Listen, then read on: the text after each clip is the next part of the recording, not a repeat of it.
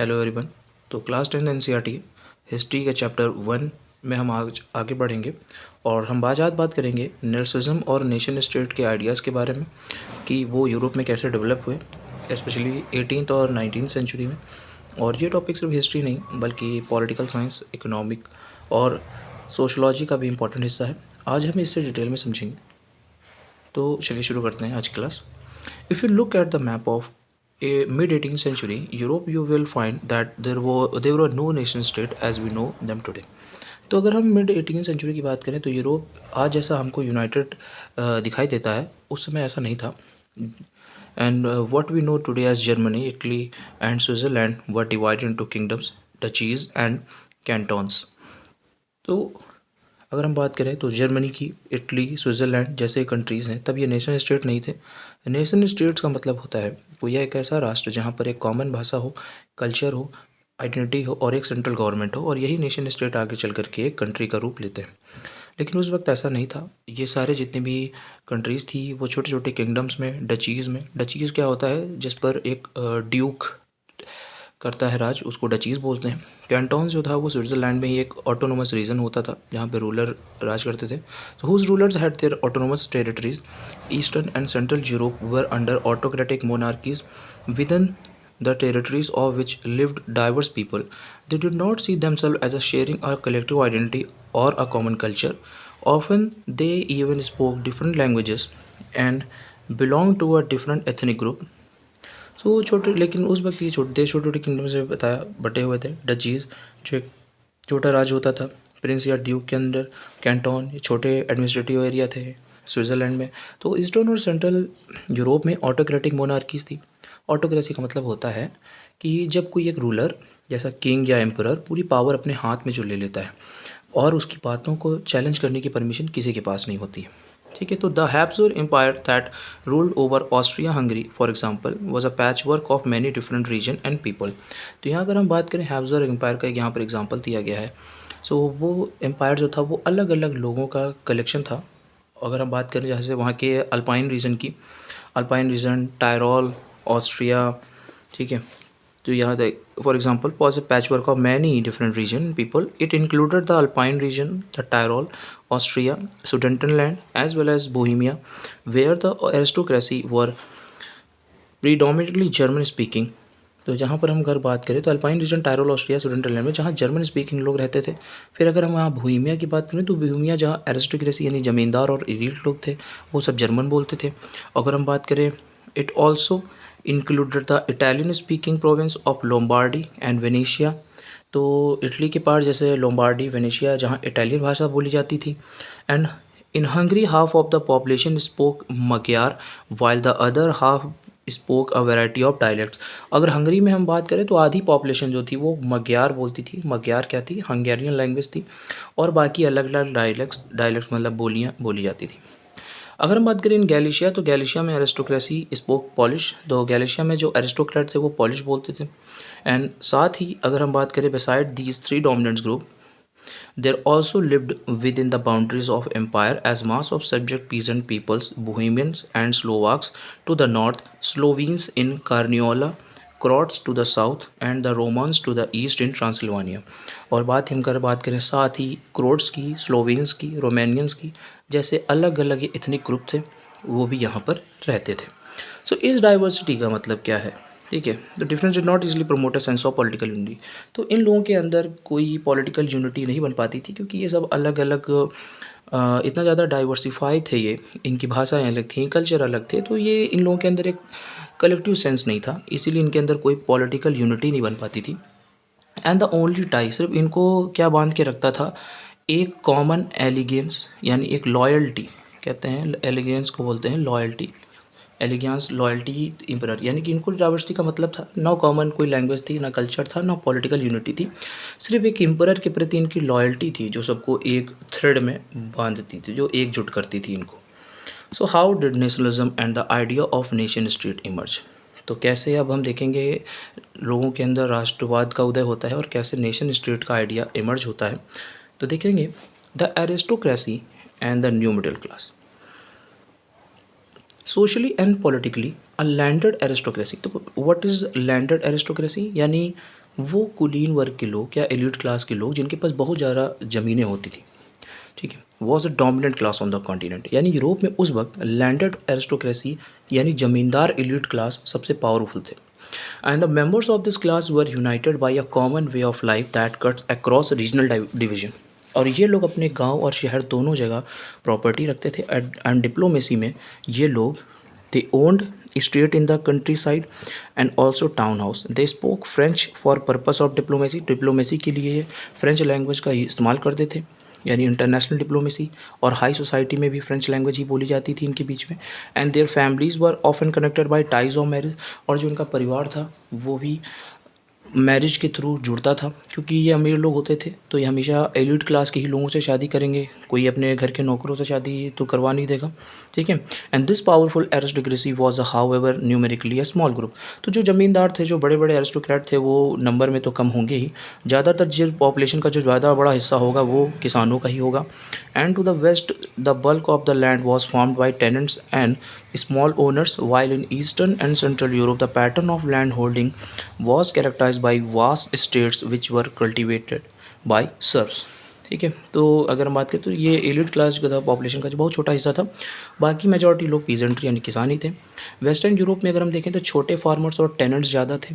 Eastern और central Europe में बड़े स्टेट जहाँ पर सर्फ्स काम करते थे। तो सर्फ क्या बताया था मैंने बहुत पहले, सर्फ एक ऐसा किसान जो ज़मीन के साथ बंधा होता था और अपने मालिक के अंडर रहता था, ठीक है, होता था, और उसकी आज़ादी नहीं होती थी।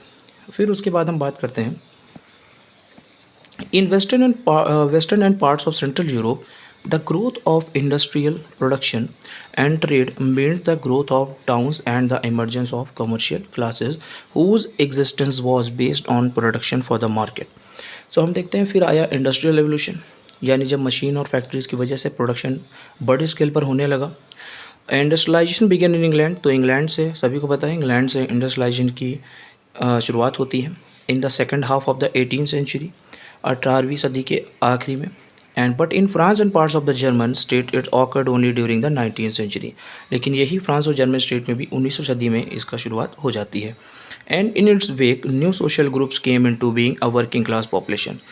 तो यहाँ पर अब एक वर्किंग क्लास का उद्भव होगा जो थोड़े से पढ़े लिखे होंगे, like middle class made up of industrialist, जिसमें होंगे बिजनेसमैन होंगे, प्रोफेशनल्स होंगे, ठीक है। In central in eastern Europe these groups were smaller in number. तो सेंट्रल ईस्टर्न यूरोप में देखें तो इनका नंबर बहुत ज़्यादा कम था 19th सेंचुरी तक।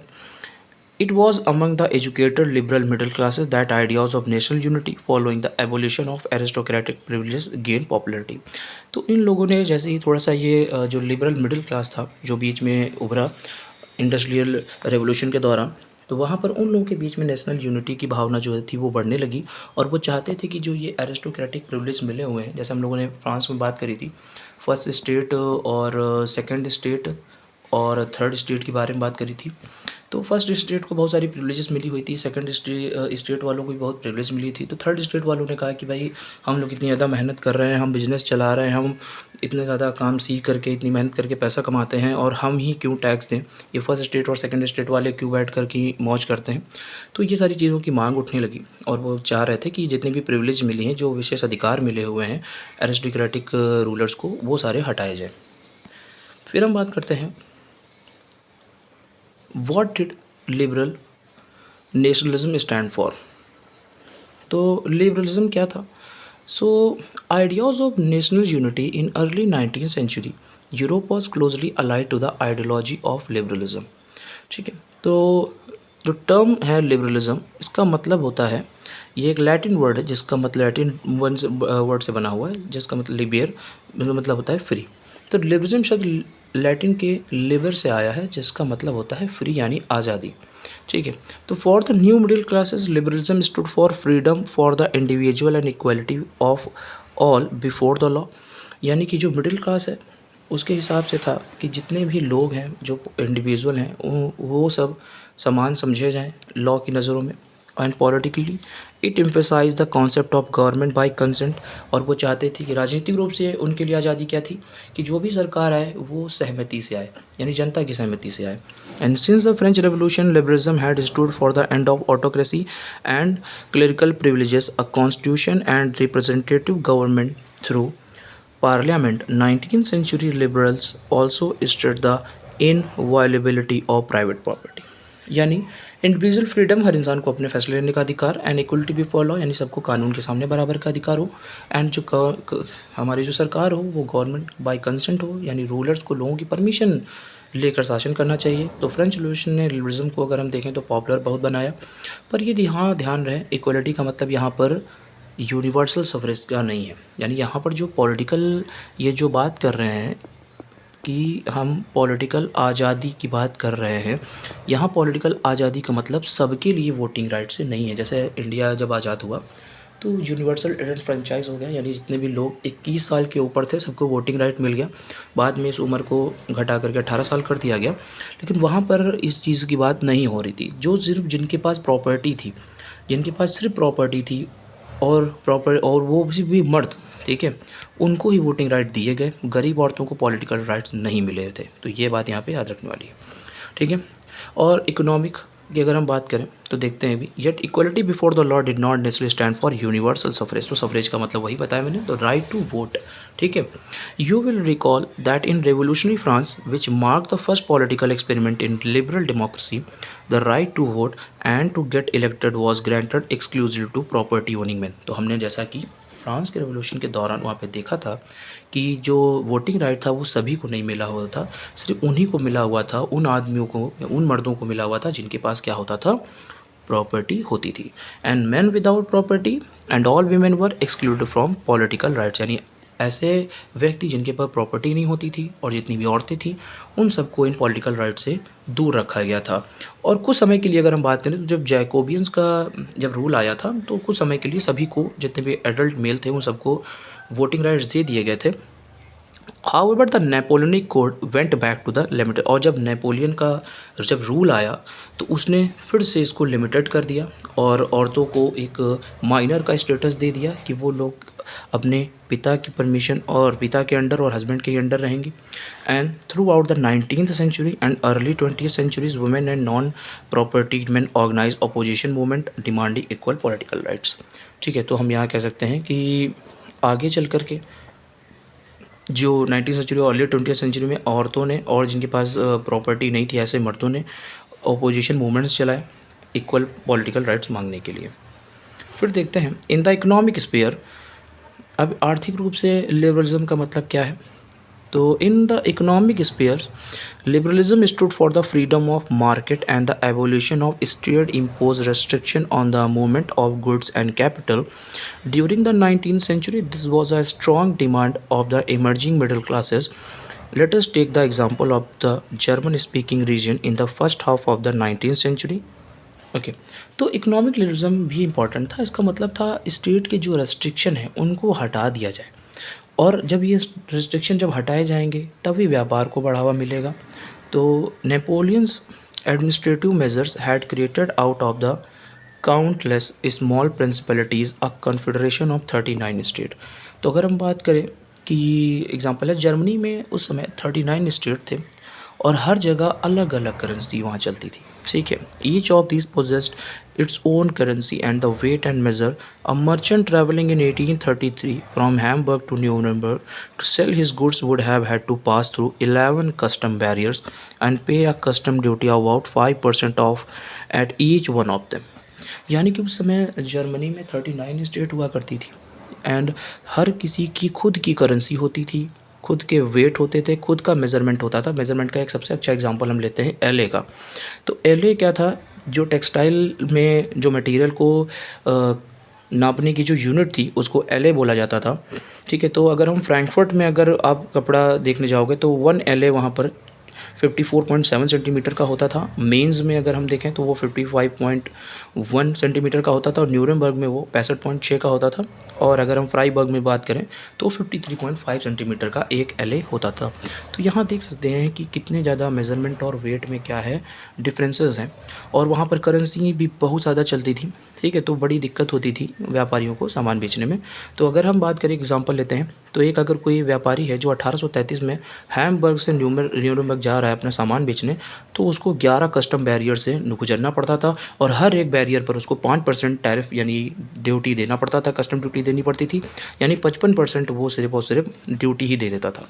And duties were often levied according to the weight और मेजरमेंट ऑफ द गुड, और जो ड्यूटीज़ लगती थी वो वेट और मेजरमेंट पे लगती थी जो भी सामान का होता था। As each region had its own system of weight measure this involve time consuming calculation. तो हर रीजन का करेंसी अलग है, वेट और मेजरमेंट अलग है, तो इसमें बहुत ज़्यादा समय जाता था। And the measure of cloth for example, जैसा मैंने समझाया, such conditions were viewed as obstacles to economic exchange and growth by the new commercial classes who argued for the creation of unified economic territory allowing the unhindered movement of goods, people and capital. In 1834, a custom union or Zollverein was formed at the initiative of Prussia and joined by the most of the German states. The union abolished tariff barriers and reduced the number of currencies from over 30 to 2. The creation of a network of railways further stimulated mobility, harnessing economic interest to national unification. A wave of economic nationalism strengthened the wider nationalist sentiment growing at that time. तो इस problem का solution क्या बना, तो देखते हैं आगे। तो ऐसी कंडीशन को बहुत ज़्यादा क्या देखा गया, ऑब्स्टेकल देखा गया, यानी उन्होंने देखा कि अगर हमको आर्थिक रूप से डेवलपमेंट चाहिए तो हमको क्या करना पड़ेगा। तो जो भी कॉमर्शियल क्लासेस थी उन्होंने ये आर्ग्यू किया कि हमको एक यूनिफाइड इकोनॉमिक टेरिटरी चाहिए जहाँ पर बिना रुकावट के हम गुड्स को एक जगह से दूसरी जगह पर जा सके और लोग भी एक जगह से दूसरी जगह जा सकें और कैपिटल यानी पूंजी भी एक जगह से दूसरी जगह आराम से जा सके। तो इसके लिए 1834 में एक कस्टम यूनियन बनाई गई जिसको ज़ोलवेरिन बोला जाता है। तो ये प्रशिया के इनिशिएटिव पे बनाई गई थी, प्रशिया की पहल पे बनाई गई थी। And joined by the most of the German state, तो जितनी भी जर्मन स्टेट थी उन्होंने इसको कह सकते हैं ज्वाइन कर लिया था। और जितनी भी यूनियन ने क्या करा, इस कस्टम यूनियन ज़ोलवेरिन ने क्या किया, जितनी भी बैरियर्स थे उन सबको हटा दिया और जो इतनी सारी करेंसीज चल रही थी यानी 30 से भी ज़्यादा करेंसीज चल रही थी उनको सिर्फ 2 पे आके लिमिटेड कर दिया। और रेलवे नेटवर्क अच्छा किया गया, जैसे कि मोबिलिटी बढ़ी, लोग एक जगह से दूसरी जगह पर आराम से जाने लगे थे। इससे इकोनॉमिक इंटरेस्ट लोगों के बढ़े और नेशनल यूनिफिकेशन की भावना बढ़ी। ठीक है। And a wave of economic nationalism is driven the wider nationalist sentiment growing at that time. ठीक है। तो इस तरह रेलवेज़ के डेवलपमेंट मोबिलिटी को आसमाई, ये इकोनॉमिक यूनिटी नेशनलिज्म को और स्ट्रॉन्ग कर गई। ठीक है। तो ये सारी चीज़ें हैं और आगे थोड़ा सा हम देखते हैं। यहाँ पे एक सोर्स दे रखा है, economist begin to think in terms of the national economy. They talked of how the nation could develop and what economic measures could help forge this nation together.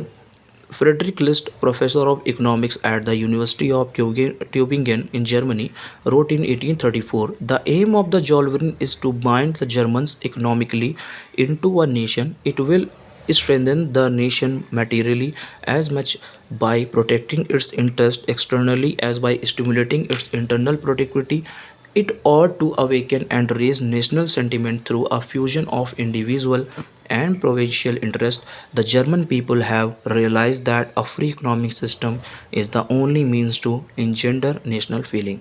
तो यानी कि जर्मनी के अगर बात करें तो इकोनॉमिस्ट जो थे यानी अर्थशास्त्री जो थे, ठीक है, जो इन सब की बारे में जानकारी रखते हैं अर्थव्यवस्था के बारे में, तो वो ये सोचने लगे कि वो डिस्कस कर रहे थे कि देश का विकास कैसे हो और कौन से इकोनॉमिक मेजर्स यानी आर्थिक ऐसे कदम कौन से उठाए जाएं जो एक देश को एकजुट करने में मदद कर सकते हैं।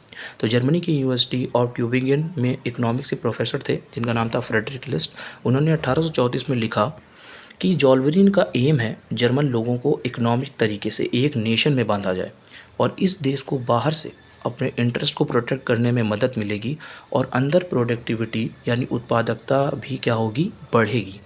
ये इंडिविजुअल और रीजनल इंटरेस्ट को एक साथ जोड़ेगा एंड नेशनल सेंटिमेंट यानी कि राष्ट्रीय भावना जो है उसको भी जगाएगा और बढ़ाएगा। और जर्मन लोग समझ गए हैं कि फ्री इकोनॉमिक सिस्टम यानी आज़ाद जो बाज़ार है वही एक ऐसा तरीका है जो लोगों के अंदर राष्ट्र भावना को जन्म दे सकता है। तो आज का हमारा लेक्चर यहीं तक रहेगा और कल हम बात करेंगे इन न्यू कंजर्वेटिव्स आफ्टर 1815 की बात करेंगे। ठीक है। तो चैनल को सब्सक्राइब करना ना भूलें और अगर कोई भी डाउट हो तो आप जाकर के उसको कमेंट सेक्शन में लिख सकते हैं।